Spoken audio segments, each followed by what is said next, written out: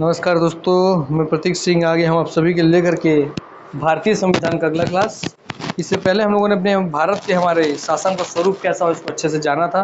तो भारत के शासन के स्वरूप के पश्चात ये आपका अगला क्लास है जिसमें हम पढ़ने वाले हैं भारतीय संविधान की विशेषताएँ।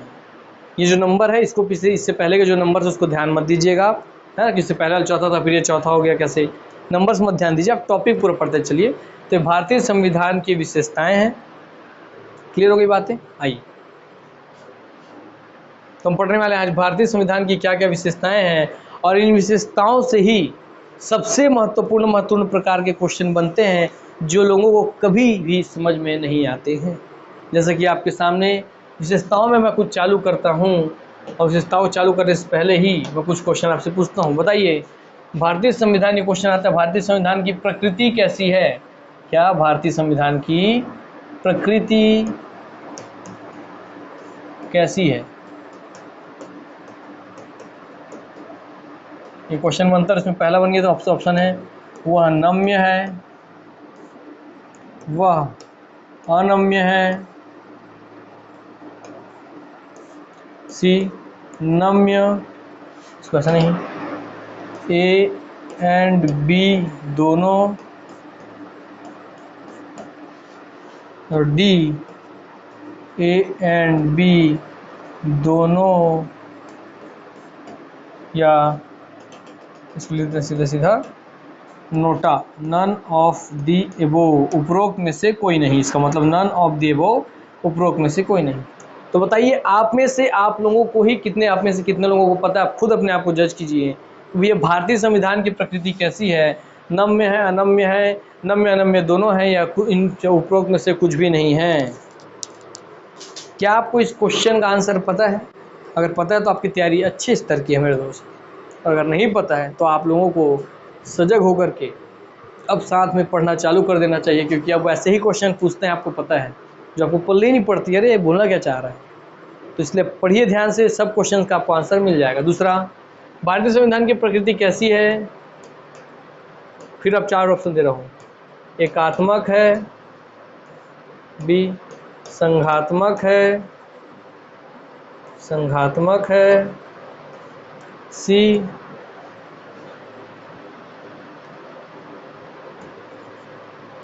अर्ध संघीय है,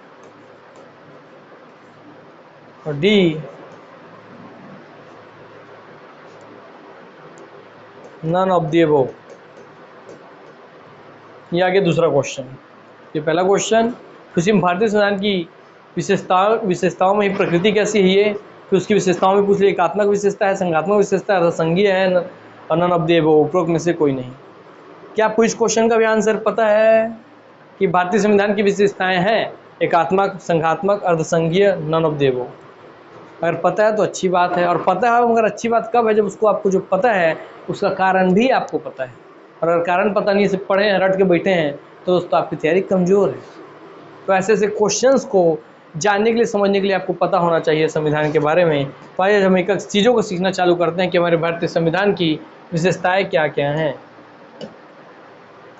सर, अर्धसंघीय व्यवस्था क्या होती है, पहले यही देख लेते हैं। आइए, एकात्मक शासन व्यवस्था के लक्षण, जैसे कि यूके, ब्रिटेन, पाकिस्तान, चाइना, शक्तियों का केंद्रीकरण। तो एकात्मक शासन व्यवस्था के लक्षण है शक्तियों का केंद्रीकरण, तो प्रशासन की सुविधा के लिए, यदि प्रांत होते हुए भी हैं तो प्रशासन की सुविधा के लिए प्रांत है। अर्थात अगर कोई राज्य है आपके देश में अगर राज्य है, प्रांत है, तो सिर्फ केंद्र के हेल्प के लिए हैं, तो उसे आप बोलेंगे एकात्मक शासन व्यवस्था। जैसे कि आपका ब्रिटेन में है, पाकिस्तान में है, चाइना में है। क्लियर हो गई बातें? यस सर, हमको ये बात क्लियर हो गई अच्छे से। इसको और अच्छे से समझते चलिएगा।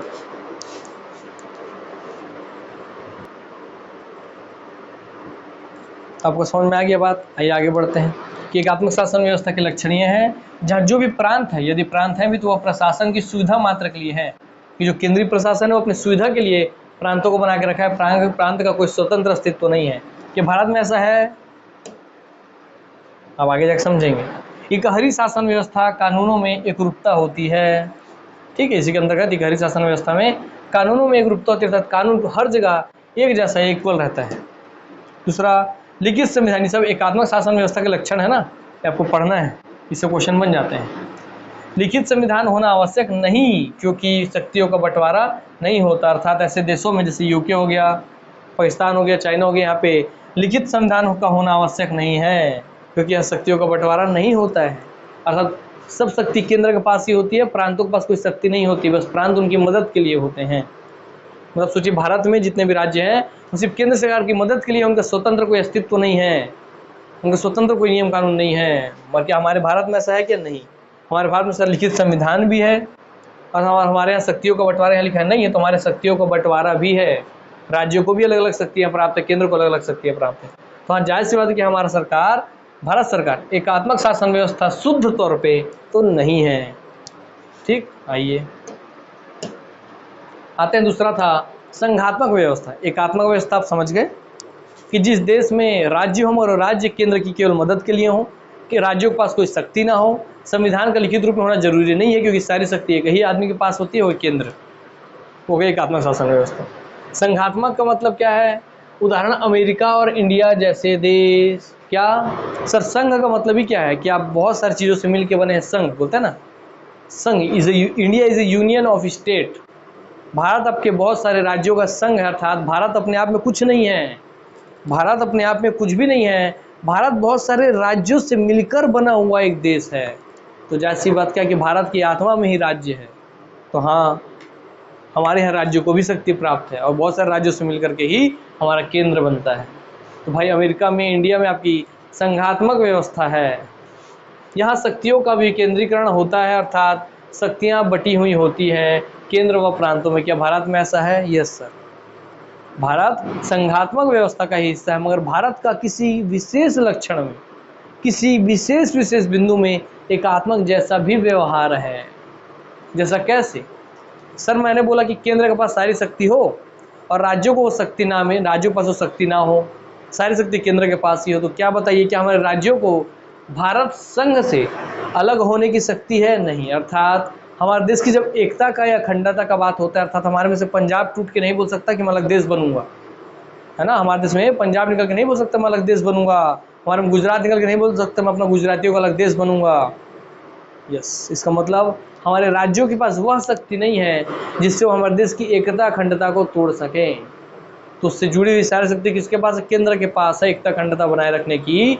तो वैसे रूप में जहाँ देश की एकता और अखंडता का बात है, वहाँ पे भारत का शासन व्यवस्था एकात्मक रूप में सिर्फ किस मैटर में, याद रखिएगा, भारत के संविधान एकात्मक रूप में दिखता है मगर केवल देश की एकता अखंडता के मैटर पे। वो भी क्यों? ताकि राज्यों के पास शक्ति ना रहे कि वो टूट टूट कर अलग हो जाएं, और एकात्मक में यही था कि राज्य के पास शक्ति नहीं होगी। तो भारत संघात्मक व्यवस्था का हिस्सा है मगर उसका एकता अखंडता, देश की एकता अखंडता के बाद में एकात्मक की तरह भी है, इसलिए संघात्मक होकर भी एकात्मक की तरह है। इसलिए भारत कैसा है? इसलिए तो भारत है। इसमें देखिए और संघात्मक में ये लिखित संविधान होना जरूरी है। भारत के पास लिखित संविधान है? हाँ है। दोहरी शासन व्यवस्था पाई जाती है। क्या भारत में दोहरी शासन व्यवस्था है, केंद्र के राज्य के अलग अलग? यस सर है। इकाई व केंद्र के मध्य विवादों के समाधान के लिए स्वतंत्र न्यायपालिका पाई जाती है। हमारे देश में है? हाँ है। दोहरी नागरिकता, तो हमारे देश में दोस्तों दोहरी नागरिकता नहीं, हमारे देश में एकल नागरिकता है। दोहरी नागरिकता अमेरिका में है, हमारे देश में एकल नागरिकता है। हमारे यहाँ जो गुजरात का नागरिक है वो भारत का भी नागरिक है हमारे यहाँ, जबकि आपके यूएसए में ऐसा नहीं है। यूएसए में अगर 50 अलग अलग राज्य हैं तो उसमें कोई किसी और राज्य का अलग नागरिक कहलाएगा और पूरे यूएसए का एक अलग नागरिक, अर्थात उसकी 2 नागरिकता होती है। तो जब देश से बाहर जाएगा तो यूएसए का नागरिक कहलाएगा, और जब देश के अंदर रहेगा अमेरिका में तो वो दोस्तों अपने राज्य का नागरिक बस कहलाएगा। तो अमेरिका में दोहरी नागरिकता है, भारत में एकल नागरिकता है, याद रखिएगा।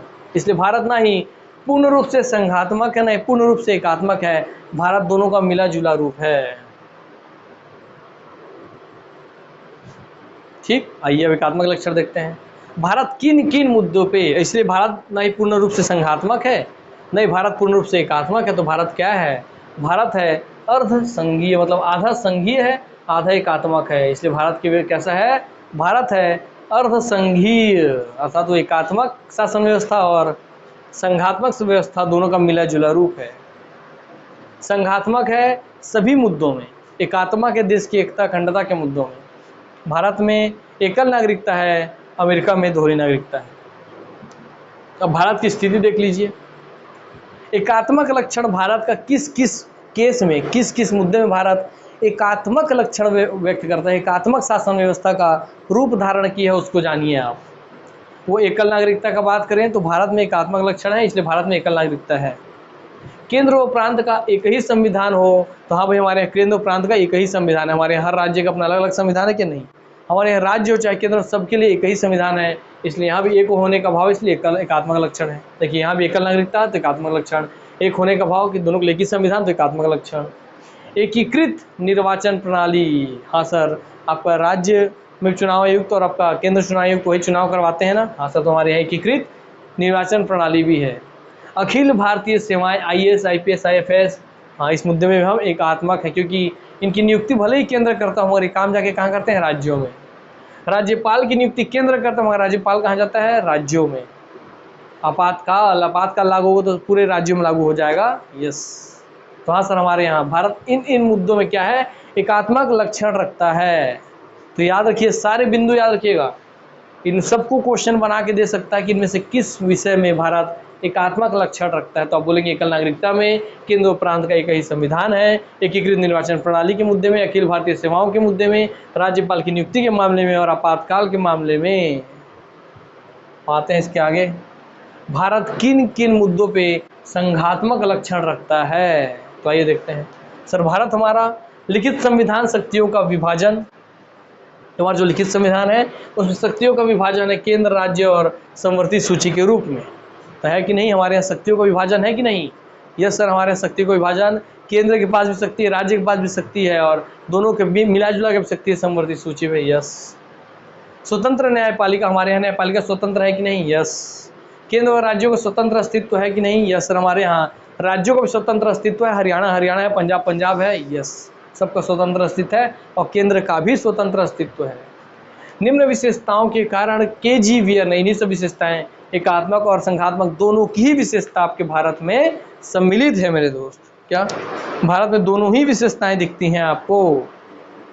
इसलिए भारत कैसा है, तो उसी बात पे किन्होंने क्या कहा है? उसी बात पे KGVR जी ने कहा है। किन्होंने?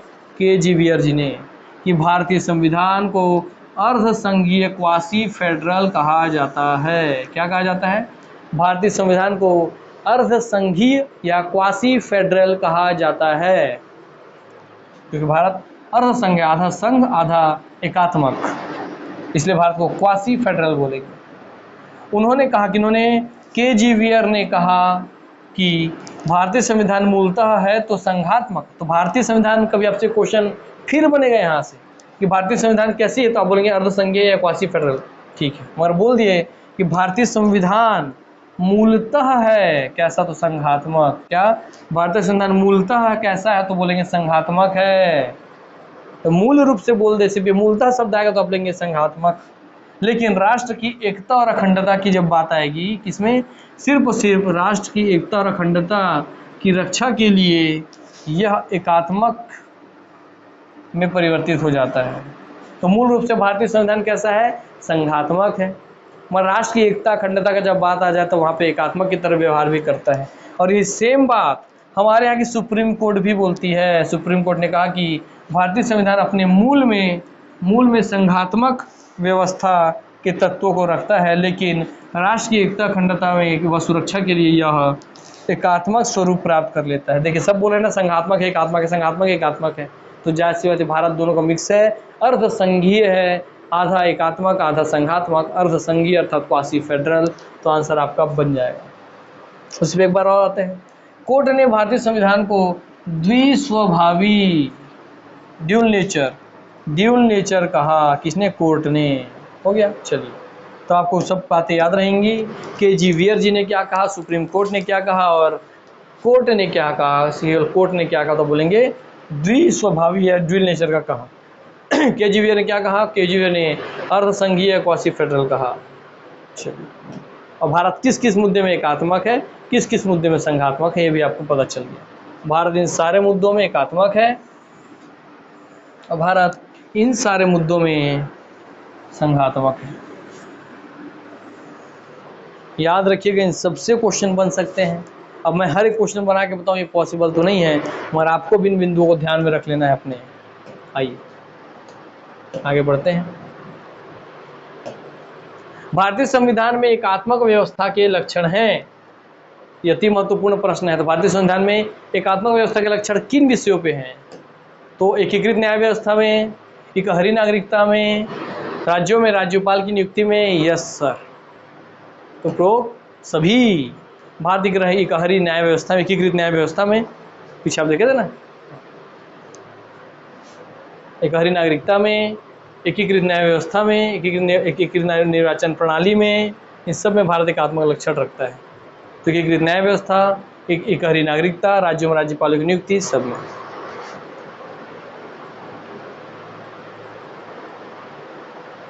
राज्यपाल की नियुक्ति सब दिख रहा है। आइए क्वेश्चन हो गया, आइए आगे बढ़ते हैं। केजीवीयर ने भारतीय संविधान को कहा है, केजीवीयर ने क्या कहा भारतीय संविधान को, आप खुद बताइए। केजीवीयर साहब ने भारतीय संविधान को कहा है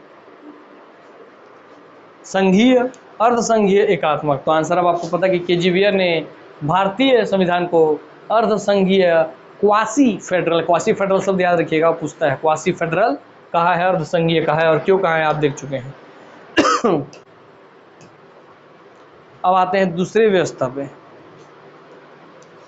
कि भारतीय संविधान का पहला व्यवस्था क्या है। सर पहला व्यवस्था, पहला विशेषता है, पहला व्यवस्था जो ए है वो भारतीय संविधान का पहला विशेषता क्या है कि भारतीय संविधान अर्ध संघीय है। भारतीय संविधान अर्ध संघीय है। और इस अर्ध संघीय का मतलब क्या है कि वह संघात्मक प्लस एकात्मक दोनों का मिला जुला रूप है। इसमें सबसे ज़्यादा मूलतः रूप से संघात्मक है। जब एकता खंडता का बात है तब वो आपका एकात्मक लक्षण पे है। वैसे भारतीय संविधान की दूसरी व्यवस्था है, विशेषता है कि भारतीय संविधान नम्य, लचीला तथा अनम्य यानी कि कठोर का मिश्रण है। तो यहाँ भी भारतीय संविधान फिर से ना ही पूरा लचीला है और ना ही पूरा कठोर है, दोनों का मिश्रण है। अर्थात नम्य माने होता है लचीला, नरम, नरम चीज लचीला होता है। अनम्य मतलब नरम नहीं है, मतलब नहीं है। नम्य जो तो होगा कठोर होगा, जो नरम नहीं होगा वो कठोर होगा।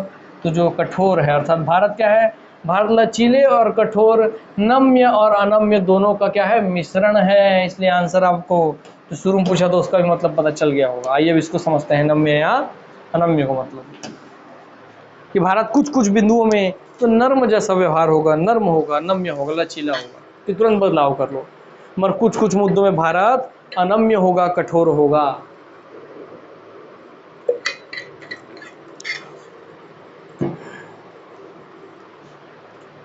नम्य यानी कि लचीला। नम्य संविधान वह संविधान होता है जहां साधारण विधि, नव्य संविधान किसे कहते हैं ध्यान देखिएगा, जहां साधारण विधि व संविधान संशोधन एक ही तरीके से होता है। अर्थात जहां संविधान केवल साफ शब्दों में सोचिए, जहां संविधान संशोधन केवल एक ही तरीके से हो वो हो गया आपका नम्य या लचीला। जैसे कि ब्रिटेन में एक ही संविधान संशोधन है। और अनम्य यानी कि कठोर मतलब क्या होता है तो देख लीजिए, अनम्य संविधान वह संविधान होता है जहां दोनों के लिए अलग अलग तरीका होता है। अर्थात कुछ विषयों में आप कठोर हैं, कुछ विषयों में आप नरम हैं। जिस संविधान में साधारण प्रक्रिया से ही संशोधन हो सके उसे अनम्य या कठोर संविधान कहा जाता है। जैसे कि अमेरिका में साधारण प्रक्रिया से ही संशोधन हो जाता है। आइए, भारत ने नम्य व अनम्य दोनों को स्वीकार किया। अर्थात भारतीय संविधान कैसी है, नम्य अनम्य दोनों है, लचीली और कठोर दोनों हैं। तथा संविधान संशोधन के निर्माण के लिए निम्न विधियों को अपनाया है। और भारत ने संविधान संशोधन के लिए हमारे यहाँ निम्न विधियों को अपनाया है, ना ही पूरा नर्म है ना ही पूरा कठोर है। और नम्य और कठोर होने का मतलब क्या दोस्तों, लचीला और कठोर। लचीला मतलब अगर आपको संविधान में कुछ बदलाव करना है तो एकदम आसानी से बदल लिए, आप मेरे लैंग्वेज में समझिए, कॉपी किताब छोड़ दीजिए।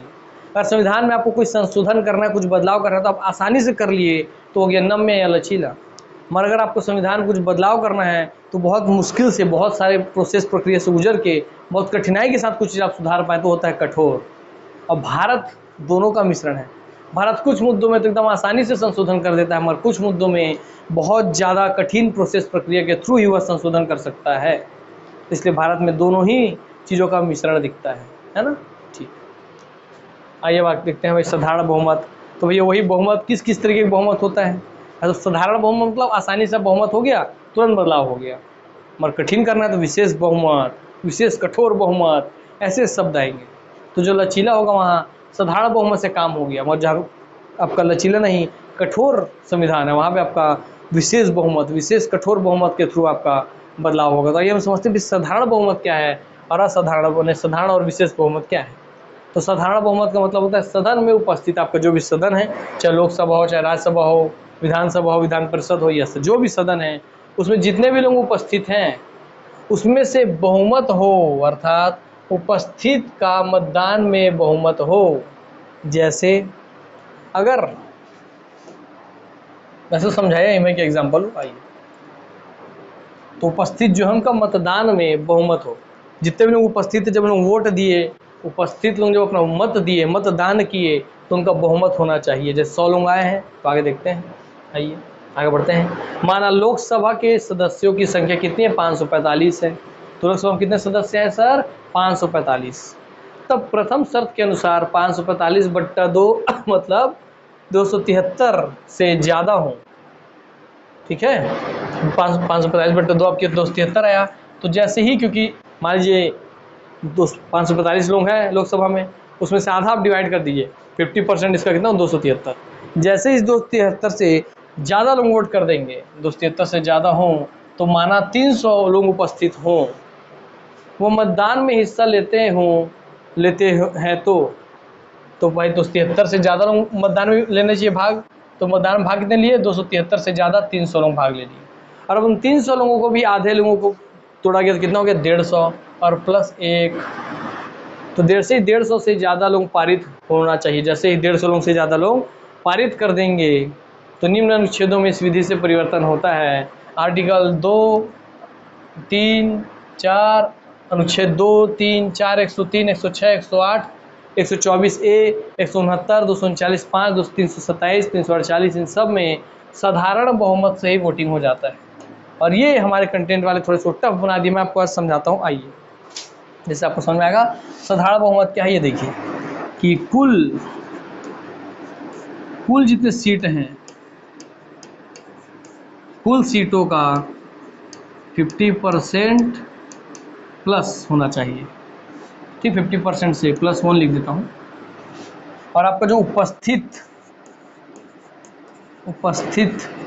जितने लोग उपस्थित हैं, उपस्थित मतदान का, जो मान लीजिए 5, मैं आप समझाऊंगा ये, उपस्थित मतदान का 50%, इसका भी 50% +1 हो। जैसे कि सोचिए आपके पूरे सदन में बैठे कितने लोग हैं सर, हमारे सदन मान लीजिए 400 लोग हैं सर, उसको मैं 50% निकालना है, 400 का 50% कितना होगा सर, वो हो गया कितना, 200।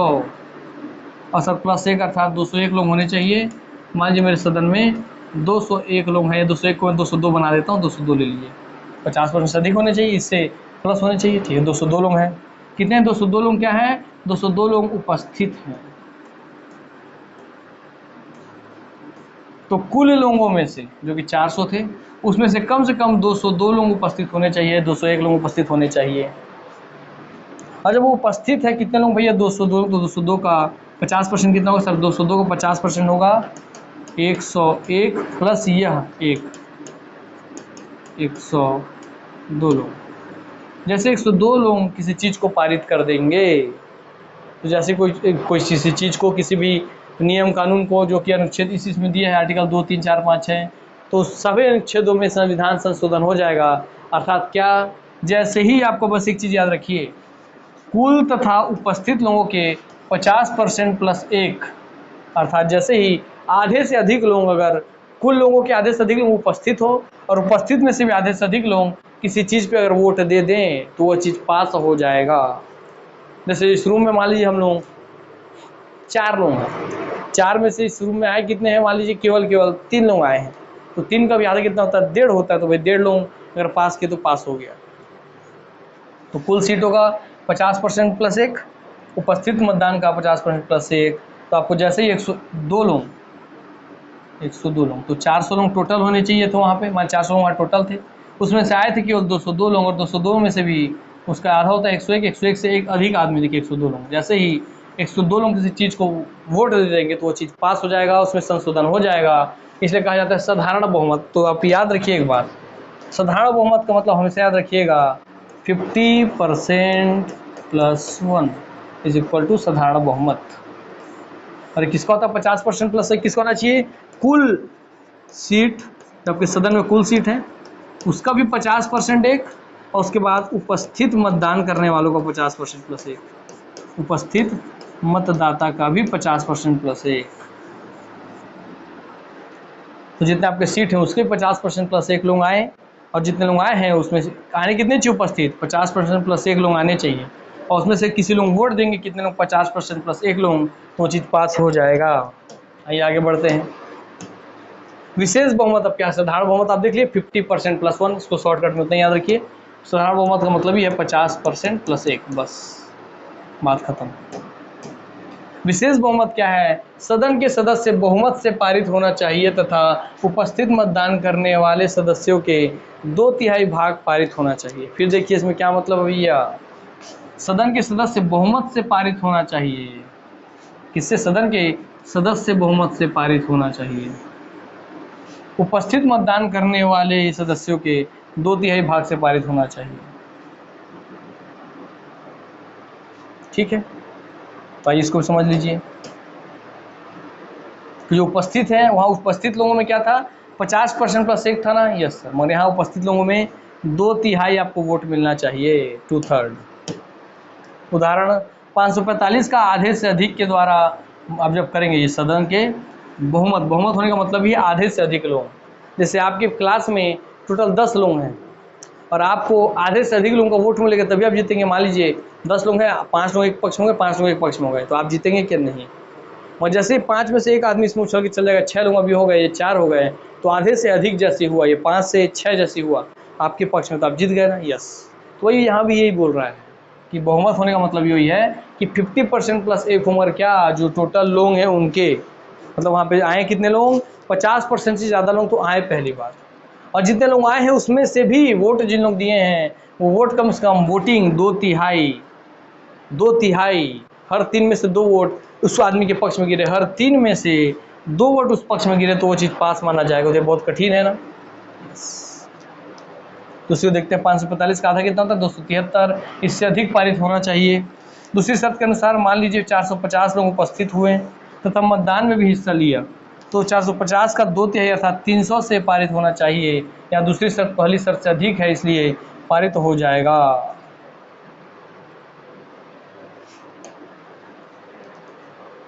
तो इसको भी आपको समझा दूंगा कि सदन का कुल 545 ले रहा है, इसको छोड़ देते हैं, अपन लेते हैं कितना 500 ही ले लेते हैं। 500 का बोला भाई बहुमत होनी चाहिए, देखिए सदन के सदस्यों का बहुमत से पारित होना चाहिए।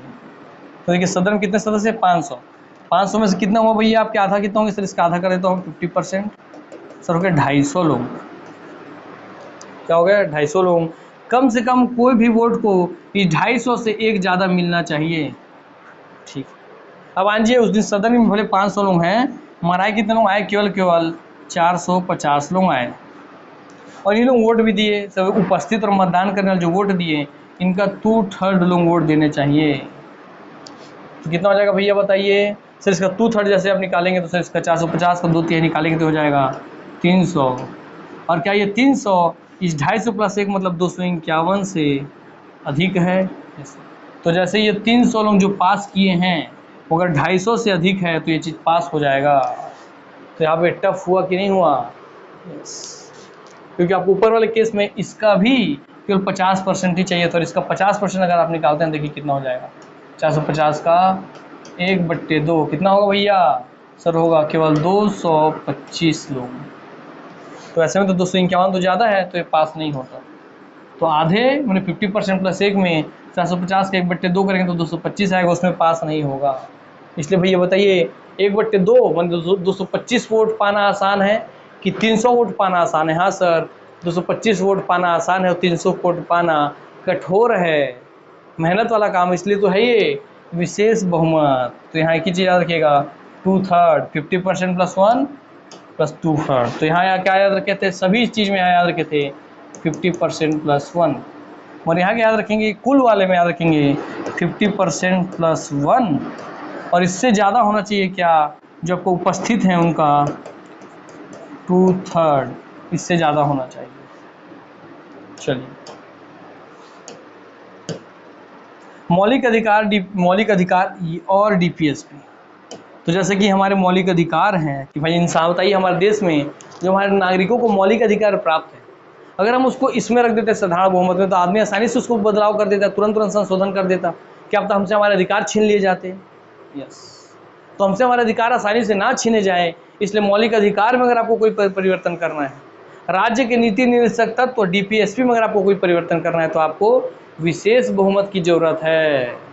इसलिए देखिए, इनको विशेष बहुमत की जरूरत पड़ती है ताकि आसानी से आदमी मौलिक अधिकार में बदलाव ना कर सके। और ऐसा क्यों, क्योंकि 1975 में इंदिरा गांधी सरकार ने आपातकाल लगा करके आसानी से आपके मौलिक अधिकार आपसे छीन लिए थे, है ना। वे दोनों अलग चीजें हैं, मौलिक अधिकार और डीपीएसपी, इन दोनों में अगर आपको संशोधन करना है तो आपको विशेष बहुमत की आवश्यकता होती है। और ये पूछता है कि मौलिक अधिकार में संशोधन करने के लिए किसकी आवश्यकता है, तो आप बोलेंगे विशेष बहुमत की। डीपीएसपी बोले तो directive principle to the state policy, राज्य के नीति निर्देशक तत्व में आपको संशोधन करना है तो आपको किसकी आवश्यकता है, विशेष बहुमत की। आइए आगे बढ़ते हैं। विशेष बहुमत तथा आधे से अधिक राज्यों का समर्थन। अभी हो गया दोस्तों विशेष से भी इस तरह का टॉप कठिन काम कि आपको तो विशेष बहुमत चाहिए कि जितने लोग उसका आधे से अधिक 50% + 1, और जब बहुमत हो रहा है उसका 2/3 वो आधे से ज़्यादा हो, और उसके बाद भी आपके देश में जितने भी राज्य हैं, वो देश के राज्य में, आपके देश में जितने राज्य हैं उन राज्यों में से भी आधे से अधिक राज्य आपके समर्थन में हो, तो होता है विशेष बहुमत प्लस आधे से अधिक राज्यों का समर्थन, जिसको बोलते हैं कठोर बहुमत। इस संशोधन में संघात्मक व्यवस्था को प्रभावित करने वाले तत्वों में परिवर्तन किया जाता है। जैसे 7वीं अनुसूची में क्या थी, तो 7वीं अनुसूची में केंद्र सरकार, राज्य सरकार और समवर्ती सूची, केंद्र सूची, राज्य सूची, समवर्ती सूची है। इन सूचियों में केंद्र के पास क्या क्या शक्ति है, राज्य के पास क्या क्या शक्ति है, समवर्ती में केंद्र राज्य दोनों के पास मिला जुला क्या क्या शक्ति हैं। उन शक्तियों में परिवर्तन अगर आपको करना है सूची की, किसी का शक्ति आप छीन सकते हैं कि राज्य के पास क्या क्या शक्ति है, केंद्र के पास क्या क्या शक्ति है, पूरा शक्ति आप छीन सकते हैं, उसमें कुछ बदलाव करना है, तो भाई जायज़ सी बात है ना, उसके लिए बहुत बड़ा आपको देश का समर्थन चाहिए, देश के बहुत अधिक बहुमत आपको चाहिए। तो इसीलिए इसको विशेष बहुमत प्लस आधे से अधिक राज्यों का समर्थन होगा, तभी आप 7वीं अनुसूची यानी कि केंद्र सूची, राज्य सूची, समवर्ती सूची में बदलाव कर पाएंगे। और दूसरा, राष्ट्रपति के निर्वाचन में भी आप तभी बदलाव कर पाएंगे जब आपको ये दोनों पूछता है कि 7वीं अनुसूची में बदलाव के लिए कौन से बहुमत की आवश्यकता था, बोलेंगे विशेष बहुमत प्लस आधे से अधिक राज्यों का समर्थन। आपसे पूछे राष्ट्रपति के निर्वाचन के लिए कौन से बहुमत की आवश्यकता है, बोलेंगे भाई विशेष बहुमत प्लस आधे से अधिक राज्यों का समर्थन। और इसी का पीछे कि अगर आपको मौलिक अधिकार में या डीपीएसपी में परिवर्तन करना है तो आपको कौन से बहुमत चाहिए, विशेष बहुमत। आपको आर्टिकल 2, 3, 4, 103, 106, 108, 124, 169, 239, 327, 348 में परिवर्तन करना है तो आपको कौन से बहुमत का आवश्यकता है, साधारण बहुमत। तो चलिए, तो मौलिक अधिकार डीपीएसपी के लिए विशेष बहुमत। आइए भैया, तो देखिए संसद के प्रत्येक सदन के 2/3 भाग के बहुमत से पारित होना चाहिए। तो संसद का जो भी सदन है, लोकसभा चाहे राज्यसभा, दोनों का 2/3 2/3 मत मिलना चाहिए। विशेष बहुमत का मतलब ये 2/3। और आधे से अधिक राज्यों से भी पारित होना चाहिए। साधारण बहुमत से इन बहुमत के, और राज्यों में जो पारित होगा वो साधारण बहुमत से होना चाहिए। इन बहुमत के अलावा 2 प्रकार के तरीके और भी प्रयोग में लाए जाते हैं। तो आपने क्या देखा, साधारण बहुमत, विशेष बहुमत और कठोर बहुमत देख लिया। और इनके अलावा और भी चीज़ें, 2 प्रकार के तरीके प्रयोग किए जाते हैं, बोल रहे हैं, देखते हैं कौन कौन है। एक है पूर्ण बहुमत कि सदन सदस्य संख्या के 2/3 से पारित होना चाहिए। और दूसरा जैसे 545 का 2/3 माने 363.3, तो इससे या ज़्यादा से पारित होना चाहिए। तो 363 से भी ज़्यादा लोगों से पारित होना चाहिए। तत्कालीन बहुमत या प्रभावी बहुमत, ये क्या होता है भैया, तो आप देख लीजिए वहाँ पे पूर्ण बहुमत। इधर देखिए तत्कालीन बहुमत या प्रभावी बहुमत क्या होता है, इसको भी समझ लीजिए। गणपूर्ति के पश्चात आधे से अधिक से पारित होना चाहिए। गणपूर्ति मतलब जैसे बोले कि कोई मीटिंग तभी होगी जब आपके 10 में से, जिसका जो 100 लोग हैं तो उसमें से कम 10 लोग आए, तो गणपूर्ति होगा 1/10 कि 100 में से 10 लोग कम से कम आके बैठे, तो 100/10 माने 1/10 होना चाहिए गणपूर्ति। तो गणपूर्ति वही है कि कम से कम कितने लोग आएंगे तो आज का मीटिंग चालू हो जाएगा, तो ये गणपूर्ति। तो गणपूर्ति के पश्चात आधे से अधिक से पारित होना चाहिए, वही है तत्कालीन बहुमत कि तत्काल रूप से कितने लोग हैं, प्रभाव में अभी कितने लोग हैं। तो गणपूर्ति कुल सदस्यों की संख्या बट्टा 10, मैंने बोला 1/10, यस। तथा लोकसभा में 55 सदस्य होने चाहिए। क्यों? कि मान लीजिए अगर आपके लोकसभा में 550 सदस्य हैं तो उसमें 1/10 चाहिए भाई। हाँ सर, उसका 1/10 उसका गणपूर्ति कहलाएगा। गणपूर्ति कितना है? 1/10। तो 550 बट्टे आप 10 कर रहे हैं तो 0 कटा तो क्या बचा? 55 गुणे बराबर 55।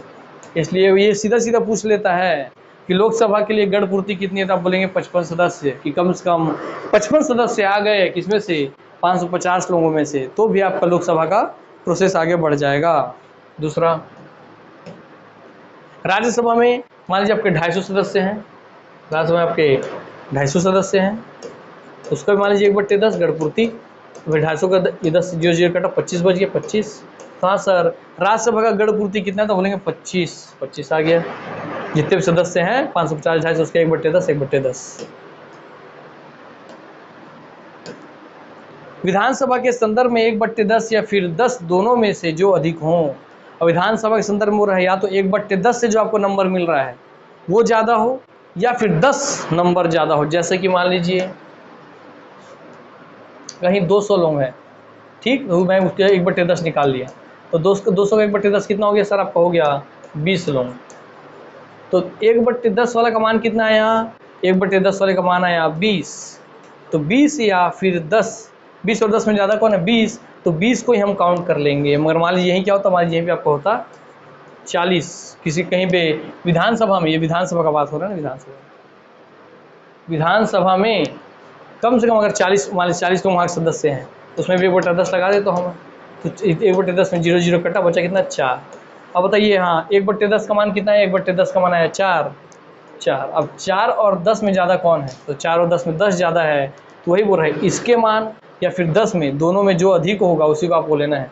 तो 4 और 10 में 10 अधिक है, तो भले यहाँ सदस्य संख्या 40 है और उसका 1/10 4 ही आ रहा है, मगर कम से कम 10 लोग होंगे तभी उसका गणपूर्ति कहलाएगा।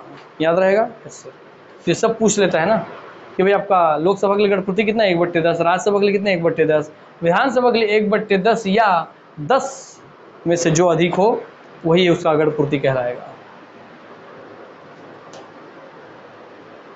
गोवा विधानसभा की सदस्य संख्या 40 है, तो गोवा विधानसभा में 40 सदस्य हैं, उसमें 40 का 1/10 आप निकाल दोगे 4। अतः गोवा के संदर्भ में गणपूर्ति 10 होगी, क्योंकि 1/10 से मान आया 4, और 4 और 10 में 10 ज़्यादा है, तो गोवा की गणपूर्ति कितनी होगी? 10। अर्थात गोवा में कोई भी मीटिंग अगर चलाना है तो कम से कम 10 लोग होने चाहिए, भले उसकी गणपूर्ति 4 आए तो भी, क्योंकि 10 से छोटा आप ले ही नहीं सकते। आप ये मान के चलिए 10 से छोटा आपको लेना ही नहीं है, उससे बड़ा जितना आप ले सकते हैं गणपूर्ति में। चलिए आगे बढ़ते हैं। संसदीय व न्यायिक प्रक्रिया में समन्वय। आपको मैं एक काम करता हूँ, कुछ चीज़ें अपने नोट से लिखवा देता हूँ मैं पहले, है ना।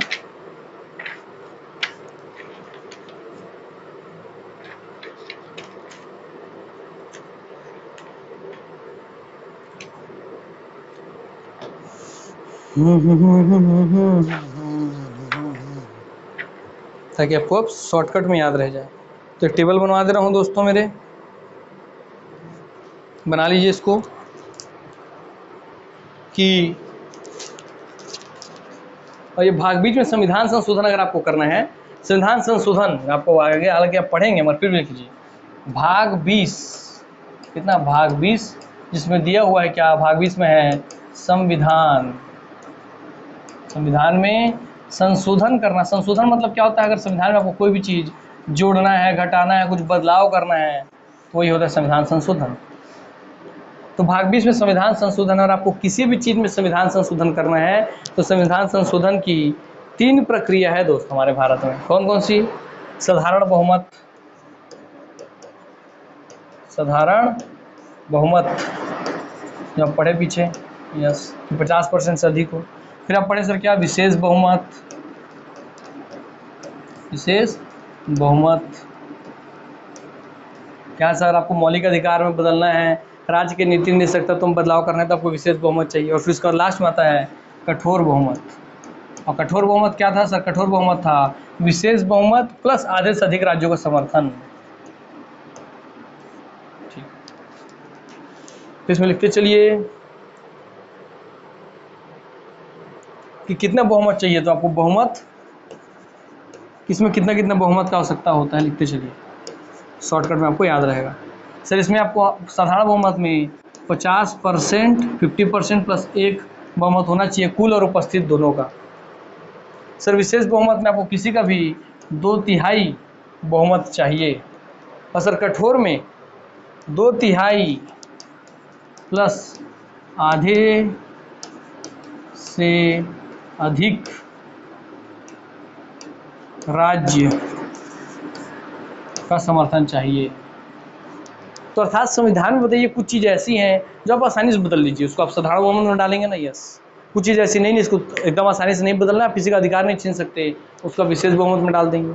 और कुछ चीज़ ऐसे हैं जिसमें एकदम आसानी से बदलाव होना ही नहीं चाहिए, उसमें बहुत मुश्किल से बदलाव हो, उसको आप कठोर बहुमत में डाल देते हैं। ठीक, तो उसी के तहत आप याद रखिए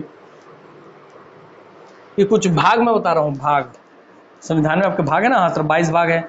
उन भाग में अगर भाग 1 और भाग 2 इनमें अगर आपको बदलाव करना है तो आप साधारण बहुमत से बदलाव कर सकते हैं। किसमें? भाग 1 और 2 में। क्वेश्चन पूछता है, याद रखिए कि भाग 1 में अब जो भी अनुच्छेद भाग 1 से 4 है ना, हाँ 5 से 11, तो भाग 1 से 4, 5 से 11 में कुछ बदलाव करना है तो साधारण बहुमत से आप बदलाव कर लीजिए।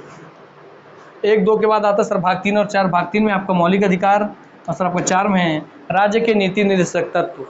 तो आपको अगर मौलिक अधिकार में कुछ बदलाव करना है तो आपको विशेष बहुमत अर्थात 2/3 बहुमत चाहिए। और 4 अर्थात राज्य के नीति निर्देशक तत्व DPSP में कोई बदलाव करना है तो भी आपको दोस्तों 2/3 वोट चाहिए। और अब कुछ और चीज़ें हैं जैसे भाग 5 और भाग 6 और अनुसूची 7। अनुसूची 7, ठीक है। आपको भाग 5, भाग 6 और अनुसूची 7 में कुछ भी बदलाव करना है तो आपको क्या चाहिए? आपको कठोर बहुमत चाहिए। ये लिस्ट रख लीजिए बना करके, इसे क्वेश्चन आएगा सीधा सीधा आपके एग्जाम में। भाग 5 और 6 क्यों इतना इंपॉर्टेंट? क्योंकि भाग 5 में पूरा केंद्र प्रशासन आता है, भाग 6 में पूरा राज्य प्रशासन आता है, पूरा केंद्र जुड़ा हुआ, आपको पूरा चीज़ बदलना तो भैया कठोर बहुमत चाहिए ना, क्योंकि केंद्र के किसी भी डिसीजन का असर पूरे राज्यों पे होता है, राज्य किसी डिसीजन का असर पूरे राज्य पे होता है, इसलिए इसमें राज्यों का बहुमत चाहिए। और अनुसूची 7 में शक्तियों का विभाजन है केंद्र और राज्यों के बीच, तो इसमें बदलाव आसानी से नहीं होगा। तो 1, 2, 3, 4, 5, 6, 7 ऐसे याद रख लीजिए, मगर 7वां यहाँ अनुसूची है, बाकी सब 1, 2, 3, 4, 5, 6 सब के सब संविधान के 22 भागों में से भाग है। भाग 1, भाग 2, भाग 3, भाग 4, भाग 5, भाग 6 याद रखिए। तो आपको भाग 1 में अगर बदलाव करना है तो आपको साधारण बहुमत चाहिए, भाग 2 में बदलाव करना है तो साधारण बहुमत चाहिए। अब इसके अंदर जो भी अनुच्छेद है उसमें भी बदलाव करना है तो आपका साधारण बहुमत चाहिए। और कौन से भाग में कितने अनुच्छेद हैं ये सब आगे हम पढ़ते चलेंगे, सब रटवाएंगे, आपको चिंता मत कीजिए। विशेष बहुमत में सर 2/3 वोट चाहिए, भाग 3 और 4 आता है, ये वाला भी आप जान चुके हैं। चलिए आगे बढ़ते हैं। संसदीय व न्यायिक प्रक्रिया में समन्वय, क्या संसदीय व न्यायिक प्रक्रिया में समन्वय स्थापित करना है। आइए हम करते हैं भैया समन्वय स्थापित। संसद भारतीय संविधान के किसी भी भाग या अंश में संशोधन करने की शक्ति रखती है तो वही न्यायपालिका उसकी समीक्षा कर सकती है।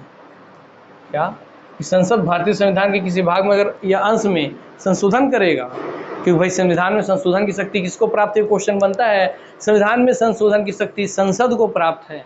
हमारी संसद अपना मन चाह कुछ भी चीज़ बदलाव कर दे रहा है संविधान में, तो उस टाइम पे उसको जो संसद है, जो उसको शक्ति प्राप्त है संविधान में संशोधन की, अगर वो कुछ गड़बड़ बदलाव कर रहा है तो उसके बदलाव को निरस्त कर सकता है, फेल कर सकता है, डुबा सकता है। कौन? हमारी न्यायिक प्रक्रिया, हमारा न्यायालय, सुप्रीम कोर्ट। क्या आपने गलत बदलाव किया है, इसी संविधान का मूल ढांचा परिवर्तन हो रहा है, ये 0 होता है। वही चीज़ यहाँ लिखा है कि संसद भारतीय संविधान के किसी भी भाग या अंश में संशोधन करने की शक्ति रखती है। तो ये क्वेश्चन हमेशा बनता है कि भारतीय संविधान में अगर आपको संशोधन करना है तो इसकी शक्ति किसके पास है? तो आप बोलेंगे संसद के पास, ठीक है। सुप्रीम कोर्ट मत मार दीजिएगा वहाँ पे। आइए संसद भारतीय संविधान के किसी भी भाग या अंश में संशोधन करने की शक्ति रखती है, तो वही न्यायपालिका उसकी समीक्षा कर सकती है कि उसने क्या संशोधन किया, उसकी समीक्षा कर सकती है न्यायपालिका। यदि समीक्षा में वह मौलिक ढांचे के विपरीत पाती है तो उसको विधि शून्य घोषित कर सकती है, अर्थात जो भी उसने बनाया है बदलाव किया उसको विधि को शून्य घोषित करने की शक्ति न्यायपालिका के पास है। तो संसद को जितने भी नियम कानून बनाने की, संविधान से जुड़ी शक्ति जो है नियम कानून बनाने की, बदलने की सारी शक्ति है संसद के पास, मगर उसको शून्य करने की शक्ति न्यायपालिका के पास। इसलिए लिखा संसदीय व न्यायिक प्रक्रिया में समन्वय है कि दोनों में कैसा तालमेल होना चाहिए। आइए उसी के तहत हम आगे अब पढ़ते हैं। संसदीय प्रणाली में विधायिका व कार्यपालिका का समन्वय पाया जाता है। ये क्वेश्चन अपने आप में बनेगा दोस्त मेरे, कि संसदीय प्रणाली में विधायिका और कार्यपालिका का समन्वय पाया जाता है, क्योंकि विधायिका वही सदस्य कार्यपालिका के सदस्य होते हैं, इसलिए विवाद की संभावना शून्य होती है। क्यों? आइए आपको समझा दे रहा हूँ मैं। ये बोल रहा है कि संसदीय शासन प्रणाली अगर कहीं है तो विधायिका में और कार्यपालिका में समन्वय होगा, एकजुटता होगा। कैसे? आपने जिन लोगों को चुन के संसद बनाया वो बन गए कौन? विधायक। जिन लोगों को चुन के अपने विधायक बन गए विधायिका के हिस्से बन गए, जिनको अपने चुन के संसद बनाया सांसद के हिस्से बन गए। और क्या आपके कार्यपालिका में आता है मंत्रिमंडल अर्थात मंत्री का पद, तो क्या आपने जिनको संसद बनाया क्या वही कार्यपालिका में मंत्री का पद ग्रहण करते हैं? यस। क्या आप जिनको विधायक बनाया क्या वही आपके राज्य में मंत्री का पद लेते हैं? यस। तो जिन लोग विधायिका में सेलेक्ट होते हैं, चाहे संसद हो चाहे विधायक, वही लोग तो दोस्तों कार्यपालिका में भी जाते हैं ना, उनमें से ही तो लोग जाते हैं ना। तो भाई जब मैं ही विधायिका हूँ और मेरे में से लोग जब चुन के कार्यपालिका में जा रहे हैं तो यहाँ में आपसी तालमेल तो बना रहेगा ना, आपसी विवाद तो नहीं होगा ना। यस, बस इसीलिए संसदीय शासन प्रणाली में विधायिका और कार्यपालिका का समन्वय पाया जाता है, क्योंकि विधायिका में वही सदस्य कार्यपालिका के सदस्य होते हैं, इसलिए विवाद की संभावना शून्य हो जाती है।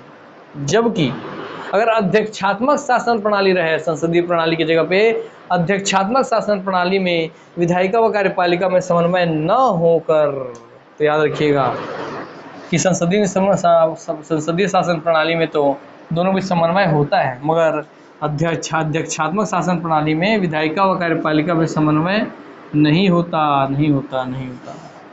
न होकर बल्कि अलगाव पाया जाता है। तो इन दोनों अध्यक्षात्मक में अ से अध्यक्षत में अ से अलगाव पाया जाता है, क्योंकि विधायिका के सदस्य कार्यपालिका के सदस्य नहीं होते हैं।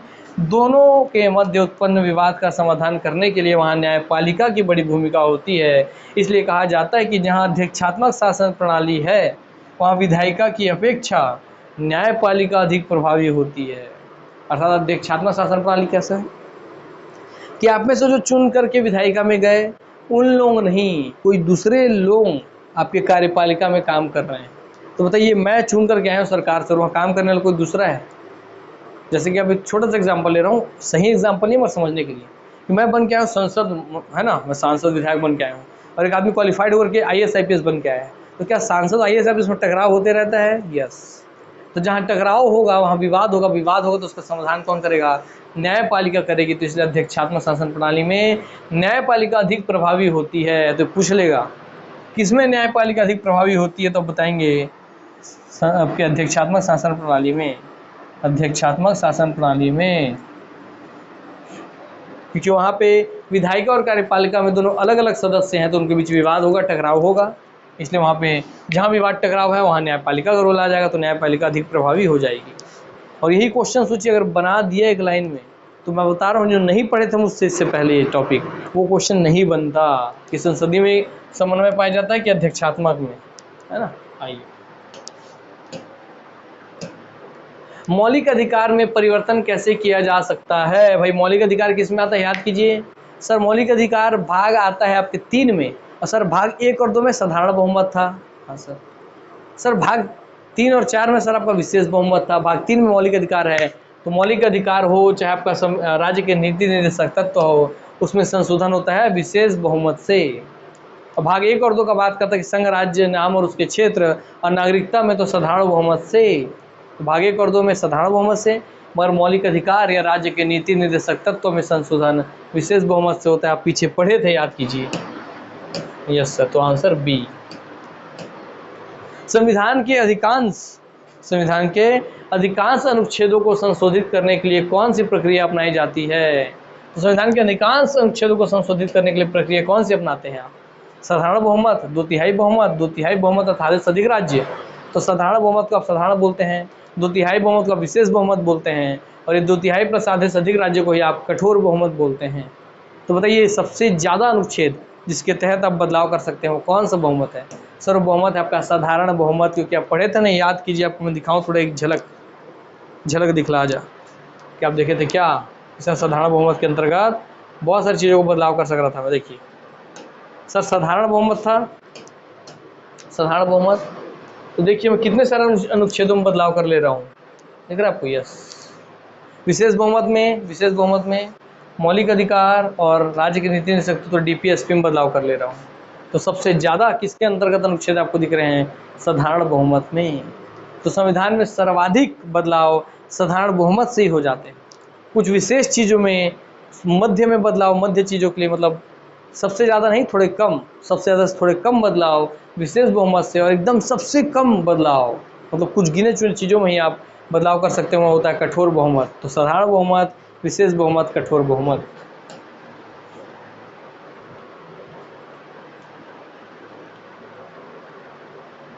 आइए, तो संविधान के अधिकांश अनुच्छेदों में संशोधित करने के लिए साधारण बहुमत का उपयोग किया जाता है।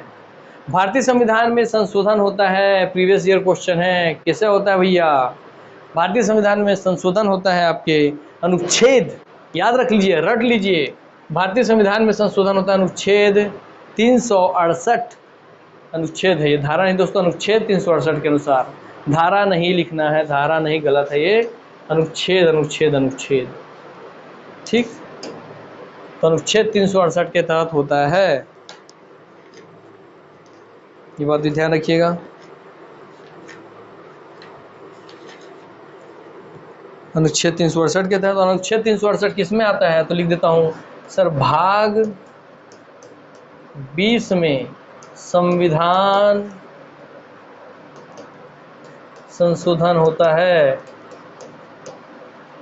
और संविधान संशोधन भाग 20 में होता है। इसी संविधान संशोधन के लिए अनुच्छेद 368 है, अर्थात जो भी चीज़ हमारे रास्ते में अड़ेगा, अड़ेगा से 68 याद रहेगा आपको, जो भी चीज़ हमारे साथ अड़ेगा, तीन तिगाड़ा काम बिगाड़ा करेगा, उसको हम संशोधित कर देंगे। अब आपको याद रहेगा, तीन तिगाड़ा काम बिगाड़ा करेगा चाहे अड़ेगा, अड़ेगा से 68, तो 368 अनुच्छेद के तहत ही भाग 20 के तहत संविधान संशोधन होता है। तो संविधान संशोधन अनुच्छेद 368 के अनुसार होता है, इसलिए बी ले लिया गया, धारा नहीं अनुच्छेद, क्योंकि धारा शब्दों का प्रयोग संविधान में नहीं होता है, तो ये तो धारा शब्दों का प्रयोग गलत है, ठीक। धारा कानून प्रयोग होता है। निम्नलिखित में से गलत कथन का चयन कीजिए, अब बताएंगे आप इसमें से गलत कौन है मेरे दोस्त, गलत का चयन आपको करना है। चलिए, संसदीय शासन प्रणाली में विधायिका व कार्यपालिका का समन्वय होता है। क्या संसदीय शासन प्रणाली में विधायिका और कार्यपालिका एक होती है, समन्वय होता है, दोनों संतुलन होता है? यस सर, क्योंकि सर संसदीय शासन प्रणाली में जो विधायिका में चयनित होकर आता है, चाहे सांसद चाहे विधायक, वही तो मंत्री के पद पे कार्यपालिका में काम करता है, इसलिए दोनों में समन्वय होता है। यस सर, तो ये बात है क्या सही? तो हाँ सर, ये है सही। अध्यक्षात्मक शासन प्रणाली में विधायिका और कार्यपालिका का समन्वय नहीं होता है, तो हाँ सर, ये बात भी सही है कि अध्यक्षात्मक शासन प्रणाली में विधायिका और कार्यपालिका में समन्वय नहीं होता है, क्योंकि चुन करके विधायिका में आए कोई और, अध्यक्षात्मक शासन प्रणाली में कार्यपालिका में काम किया कोई और, तो दोनों के बीच विवाद टकराते रहता है, उस विवाद का निपटारा न्यायपालिका करती है, तो न्यायपालिका अधिक प्रभावी होती है। आप पढ़े थे, तो हाँ सर यहाँ वही बात बोल रहा है कि इसमें विधायिका कार्यपालिका का समन्वय नहीं होता है, तो बात सही है, ये भी सही बोल रहे कि हाँ नहीं होता है समन्वय।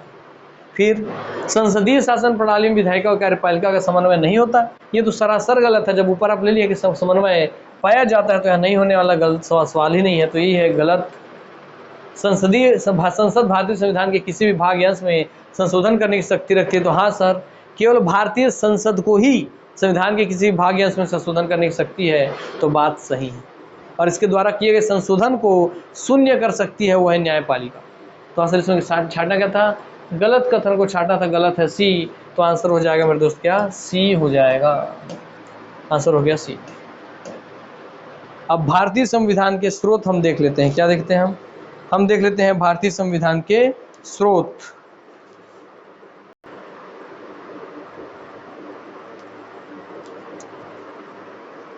ठीक है दोस्तों, तो अब तक आप लोगों ने क्या क्या पढ़ लिया सर? अब आपको हमेशा के लिए पता चल गया कि भारत की जो संविधान है उसकी विशेषता क्या है कि भारतीय संविधान अर्ध संघीय है, क्वासी फेडरल है।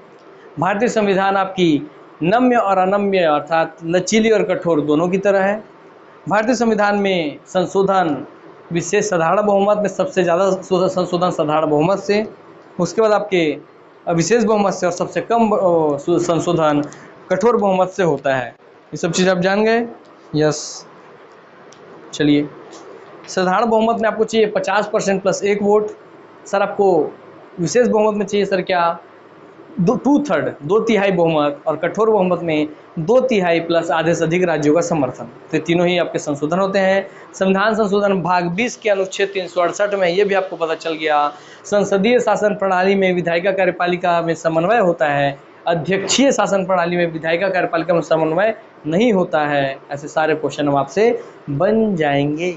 उम्मीद करता हूँ कि आपको अब इसमें से कोई दिक्कत डाउट नहीं होगा। और बाकी जो रही प्रोसेस की बात दोस्तों, है ना, आप बार बार आगे जाके रिपीट होता चलेगा, हर एक चीज़ आपको बहुत अच्छे से आप सीखते चल जाएंगे। जैसे भाग 1 और 2 में संशोधन करना है तो साधारण बहुमत की जरूरत है, भाग 2, 3 और 4 में करना है तो विशेष बहुमत की जरूरत है, भाग 5, 6 और अनुसूची 7 में संशोधन करना है तो आपको कठोर बहुमत की आवश्यकता है। ऐसे सारे चीज़ जो हम पढ़ाए हैं आज आप पढ़ लिए हैं, और आगे और जाके भी रिपीट होते रहेगा। जब आप भाग 20 में पहुँचेंगे तब फिर ये रिपीट होगा। तो इसलिए निश्चिंत होइए, पढ़ते रहिए, बस चीज़ें इतने बार रिपीट होंगी कि आपके तन मन धन में बस जाएंगी, क्योंकि हर भाग को हम पढ़ेंगे, हर भाग के अंदर अनुच्छेद को हम पढ़ेंगे। इसलिए निश्चिंत रहिए। ये कुछ कॉन्सेप्चुअल क्लास है जो थ्योरी से आती हैं, तो आपके लिए जरूरी थी। आइए अब हम आगे देख रहे हैं, उन सबको अब भूल जाइए। अब एक नया टॉपिक है क्या? भारत संविधान के स्रोत, भारतीय संविधान के स्रोत। भारतीय संविधान के स्रोत के बारे में मैं आपसे ये कहना चाहूँगा कि जब हमारे देश ने, इससे पहले क्लास में बताया था, हमारा देश जब संविधान निर्माण करना चाहा तो क्या बोला कि यार हम देखते हैं दुनिया में जितने लोग भी संविधान बनाए हैं, तो दो ही चीज़ होती है सर, या तो व्यक्ति गलती करके सीखता है या तो खुद गलती को देख के सीख लेता है। तो गलती जब भी आप करके सीखेंगे तो आपको नुकसान होना फिक्स है। तो समझदार व्यक्ति क्या करता है सर? गलती करके नहीं सीखता है, दूसरे के किए हुए गलती को देख करके सीख लेता है, तो उसका खुद का नुकसान नहीं हो। तो बस वैसे ही हमारे भारत के विद्वानों ने भी ये तय किया कि पहले ही लोगों ने जिस जिस गलती से सीख करके अपने संविधान में जो जो चीज़ें सुधार की हैं, तो दुनिया के 60 से कितने 60 से अधिक देश, लगभग 60 देशों के संविधानों के ऊपर हमारे देश के विद्वानों ने, संविधान सभा के विद्वानों ने पूरे अपनी नज़रें गड़ाई, उसमें से सारी विशेषताओं को खंगाल के निकाला। और उन 60 देशों के संविधान की सारी विशेषताओं को खोज के निकालने के पश्चात